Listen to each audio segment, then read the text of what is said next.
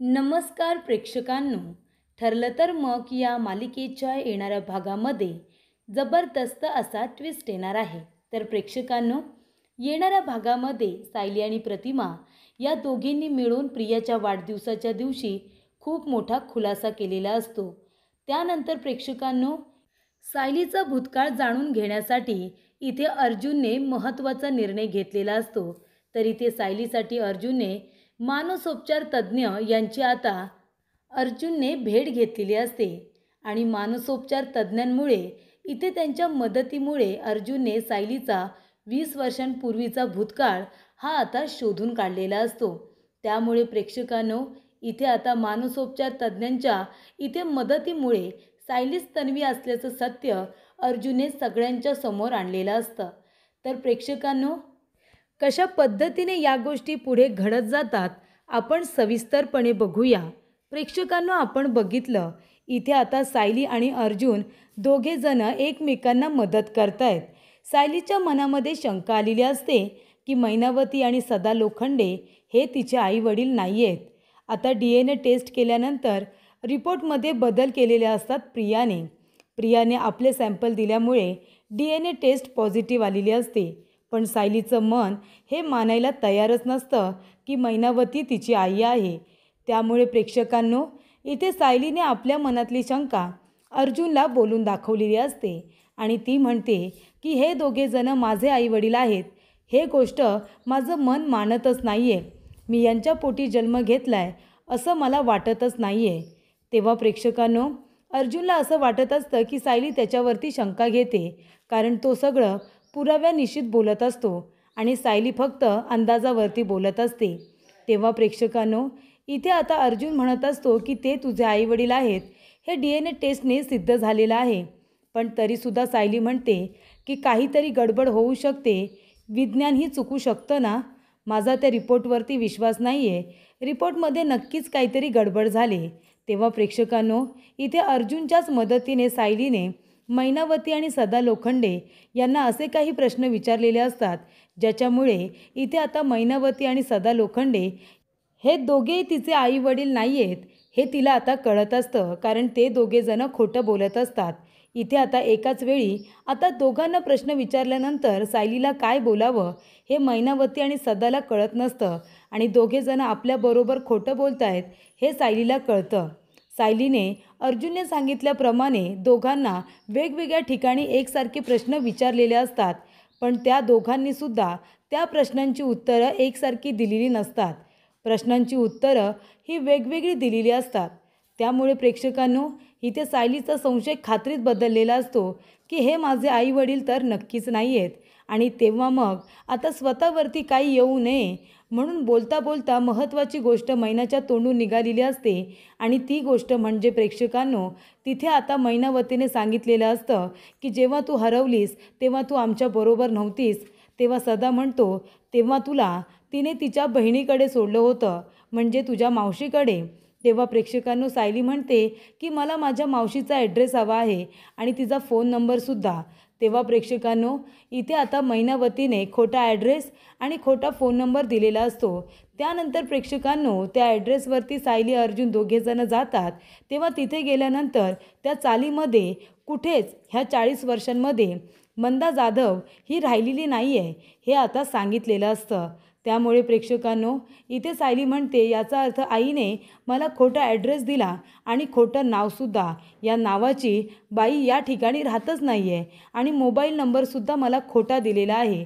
तेव्हा प्रेक्षकांनो, सायलीला जो संशय आलेला असतो त्याबद्दल आता अर्जुनला खात्री पटते.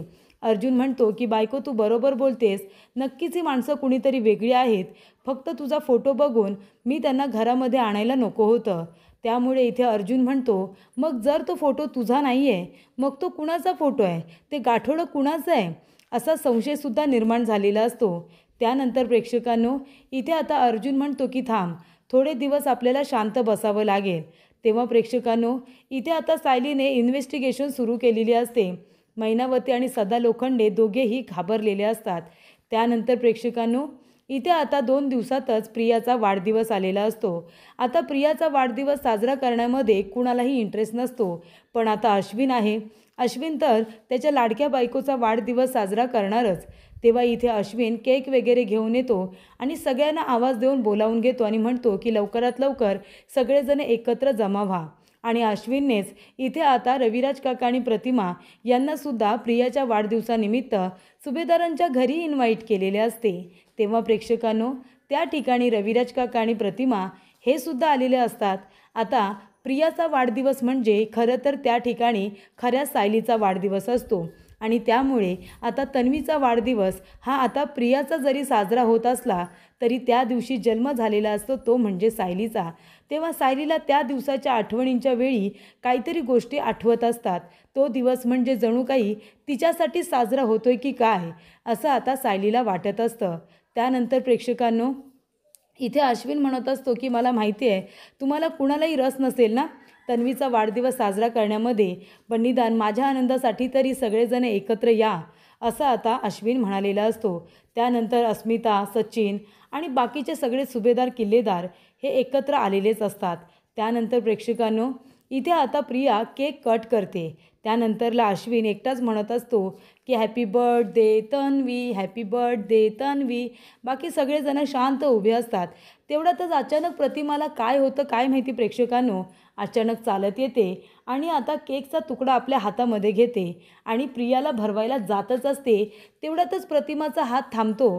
प्रियाला केक न भरवता तिची पावले आता सायलीकडे वळतात आणि मग काय प्रेक्षकांनो, प्रतिमा सायलीकडे जाते आणि तिला आपल्या हाताने केक भरवते आणि सायलीसुद्धा तो केक शांतपणे खाते आणि त्यानंतर तोच हात प्रतिमाचा धरून ती आता रविराज काकांकडे जाते आणि त्यानंतर प्रेक्षकांनो, इथे आता सायली प्रतिमाचा हात धरूनच रविराज काकांना केक भरवायला लावते.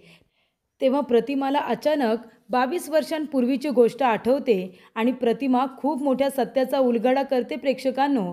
प्रतिमा सगळ्यांसमोर म्हणते की रविराज, तुम्हाला माहिती आहे ना, लहान असताना तन्वी असाच माझा हात पकडून तुम्हाला केक भरवायला लावायची प्रत्येक वाढदिवसाच्या दिवशी. तुम्हाला आठवतं आहे ना? तेव्हा रविराज काका म्हणतात हो ना, मला सगळं काही आठवतं आहे. तेव्हा प्रतिमा म्हणते सायली, अगं तन्वी अशीच करायची लहानपणी. मी तिला केक भरवल्यानंतर ती माझा हात धरून रविराजांनासुद्धा केक भरवायला लावायची.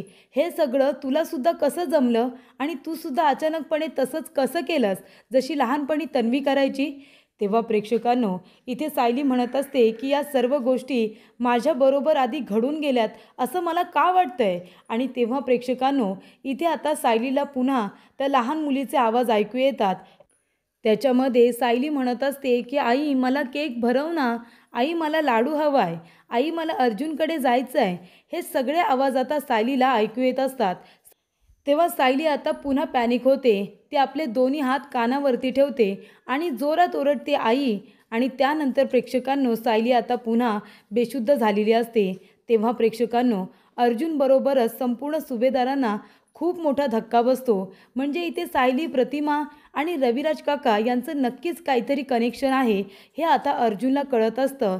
तन्वीचे फोटो बघितल्यानंतर, तन्वीच्या आठवणी बघितल्यानंतर इथे सायली पॅनिक होते आणि स्वतःचं गाठोडं बघितल्यानंतर सायलीला काहीसुद्धा होत नाही. प्रतिमा आत्याला बघितल्यानंतर तिला तिच्यामध्ये आईचा भास होतो आणि इथे जेव्हा मैनावतीला बघितलं तेव्हा सायलीला काहीच जाणवलं नाही.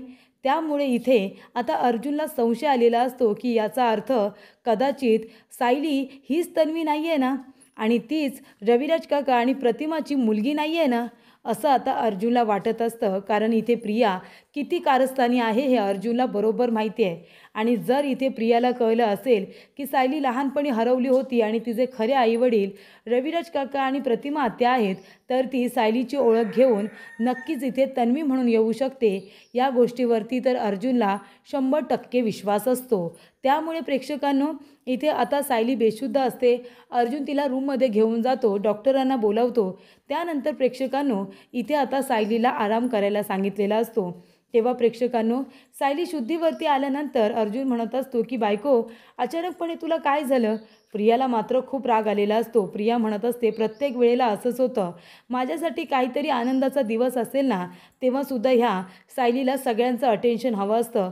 मुद्दाम तिला चक्कर आली आणि माझा वाढदिवस चांगला साजरा होऊ नये म्हणून तिने हे सगळं मुद्दामून केलं. त्यानंतर प्रेक्षकांनो, इथे आता प्रतिमा म्हणत असते, तन्वी अगं कळतंय का तुला, त्या बिचारीला खरोखर चक्कर आली आहे, बेशुद्ध झाली आहे ती, तिच्यासाठी डॉक्टर काय उगाचच बोलावलेत आणि सायलीचा स्वभाव आम्हाला माहिती आहे, ती तुझ्यासारखी मुळीच नाही आहे, कुणाचं तरी अटेन्शन मिळवण्यासाठी ती चक्कर वगैरे येऊन पडेल. त्यानंतर प्रेक्षकांनो, इथे आता सायली बरी झालेली असते. तेव्हा अर्जुन तिला म्हणत असतो की बायको तुला काल काय झालं होतं. तेव्हा सायली म्हणते अहो मलाच नाही कळलं काय झालं. प्रतिमा आत्याने अचानक मला केक भरवला आणि मला असं वाटलं की या गोष्टी माझ्याबरोबर घडून गेल्यात म्हणून मला चक्कर आली. तेव्हा अर्जुनला संशय येतो की कदाचित आता सायलीला लहानपणीचं काही आठवत नाही आहे, तिचं नाव, तिचे आईवडील कोण होते. पण याच्यासाठी जर मानसोपचार तज्ज्ञांची मदत घेतली तर कदाचित 22 वर्षांपूर्वी इथे सायलीचा काळ कसा होता ह्या आपल्याला कळेल. तेव्हा अर्जुन म्हणतो बायको तुझी काही हरकत नसेल तर तू माझ्याबरोबर, तुझा माझ्यावरती विश्वास आहे ना. सायली म्हणते स्वतःपेक्षाही जास्त. तेव्हा अर्जुन म्हणतो माझाही तुझ्यावरती पूर्ण विश्वास आहे, पण आता तुला माझ्याबरोबर एका ठिकाणी यायचं आहे, तू येशील का. तेव्हा सायली म्हणते कुठे यायचं आहे. अर्जुन म्हणतो की मला तुला मानसोपचार तज्ज्ञांकडे घेऊन जायचं आहे. हे बघ तुला लहानपणीचं ना काही आठवत नाही आहे, पण जर तुला लहानपणीचं काही आठवलं तर आपल्याला कळेल गं नक्की तुझे आईवडील कोण होते, कसे होते. तेव्हा इथे सायली म्हणत असते की ठीक आहे मी यायला तयार आहे. जर हे सगळं केल्यामुळे सत्य आपल्यासमोर येणार असेल तर मलाही तेच हवं आहे ना. मी नक्की कोण आहे हे जर मला कळलं तर मलासुद्धा बरं वाटेल. तेव्हा इथे मनामध्ये कुठलीही शंका न ठेवण्यासाठी सायली अर्जुनबरोबर आता मानसोपचार तज्ज्ञांकडे जायला तयार होते. तिथे गेल्यानंतर डॉक्टर देशमुख आता सायलीची ट्रीटमेंट सुरू करतात. तेव्हा ते सायलीला विचारत असतात की तू मधुभाऊंना कशी भेटलीस. त्यानंतरचा प्रवास ती व्यवस्थित सांगते की ती मधुभाऊंना मंदिराच्या पायरीजवळ भेटते. त्यानंतर मधुभाऊ तिला घरी घेऊन जातात आणि मग नंतर तेच तिचा सांभाळ करतात.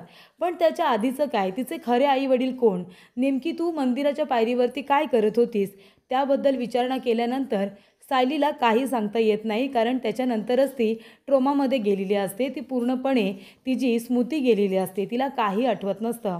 तेव्हा प्रेक्षकांनो इथे आता डॉक्टर एक काम करतात. डॉक्टर म्हणतात की सायली शांतपणे डोळे बंद कर आणि आता मी तुला जे काही विचारेन ना ते फक्त डोळ्यासमोर आण आणि मला त्या प्रश्नांची उत्तरं दे. तेव्हा इथे डॉक्टर म्हणत असतात की सायली आता तू किती वर्षांची आहेस. तेव्हापासून तू डिरेक्टली आता 20 वर्षांची झालेली आहेस. सांग बरं 20 वर्षांचा काल कसा होता. तेव्हा इथे आता सायलीने शिक्षण सोडलेलं असतं आणि ती छोटी मोठी नोकरी करत असते आणि इथे वात्सल्य आश्रमामध्ये ती मधुभाऊंना मदत करत असते. त्यानंतर प्रेक्षकांनो तू 15 वर्षांची आहेस असं विचारल्यानंतर इथे सायली आता मधुभाऊंना कामामध्ये मदत करत असते. त्याचबरोबर आपल्या छोट्या छोट्या हातांनी स्वयंपाक करत असते आणि त्यानंतरला ती शाळेमध्ये सुद्धा जात असते, हे आता तिने सांगितलेलं असतं. त्याचबरोबर प्रेक्षकांनो इथे आता डॉक्टर म्हणतात की तू आता आहेस ना, तू 5 वर्षांची झालेली आहेस. तेव्हा इथे आता लहानपणीचा काळ तिला आठवत असतो जेव्हा मधुभाऊंनी तिला आणलेलं असतं. पण त्याच्या आधीचं सुद्धा आता डॉक्टर विचारत असतात की तू जेव्हा तुझ्या घरी होतीस तेव्हा तू कशी होतीस, तुझे आईवडील तुझे लाड करायचे का. तेव्हा प्रेक्षकांनो अचानकपणे अपघात झालेला असतो, ते सगळं चित्र आता सायलीच्या समोर येतं. तेव्हा डॉक्टर म्हणतात सांग ना सायली तू 5 वर्षांची असताना काय करत होतीस, तुझे आईवडील कुठे होते. तेव्हा सायली म्हणते आम्ही आहे ना वाढदिवसाला जात होतो, अर्जुनच्या वाढदिवसाला. त्यानंतर मी, आई, बाबा आम्ही तिघेही गाडीतून जात होतो. वाढदिवस साजऱ्यानंतर आम्ही घरीसुद्धा निघालो होतो. तेव्हा अर्जुनने त्याचं खेळणं मला दिलं. त्यानंतर जात असताना मोठा ट्रक आला आणि त्याने आमच्या गाडीला धडक दिली. त्यानंतर प्रेक्षकांनो इथे सायली म्हणते आमची गाडी दरीमध्ये कोसळली. तेव्हा इथे आता मला नंतरचं काही आठवत नाही आहे. तेव्हा प्रेक्षकांनो इथे आता सायलीला आठवलेलं असतं की ती अर्जुनच्या वाढदिवसाला गेलेली असते. तेव्हा प्रेक्षकांनो मानसोपचार तज्ज्ञांमुळे इथे अर्जुनला कळलेलं असतं की सायली ही खरी तन्वी आहे आणि त्यानंतर प्रिया एक फ्रॉड मुलगी आहे हे सुद्धा अर्जुनच्या लक्षात येतं. त्यामुळे तो सायलीला आता मिठी मारतो आणि म्हणतो सायली तुला कळतंय का, अगं तूच खरी तन्वी आहेस. त्यानंतर अर्जुन सायलीला घरी घेऊन येतो आणि तेव्हा तो संपूर्ण सुभेदार आणि किल्लेदार या दोघांना एकत्र घेऊन ही आनंदाची बातमी देतो की सायली ही दुसरी तिसरी कुणी नसून आपली तन्वी आहे आणि प्रिया एक फ्रॉड मुलगी आहे. आश्रमामध्ये प्रियाला कळलं असेल की सायली हीच खरी तन्वी आहे, त्यामुळे तिची ओळख ही तिने पळवली आणि म्हणूनच तिने दोन्ही गाठोडे आश्रमातले पळवून नेले, जेणेकरून सायलीची आठवण कुणालाही मिळू नये. त्यामुळे प्रेक्षकांनो, इथे आता अर्जुनने मानसोपचार तज्ज्ञांच्या मदतीमुळे सायलीचा भूतकाळ हा बरोबर शोधून काढलेला असतो.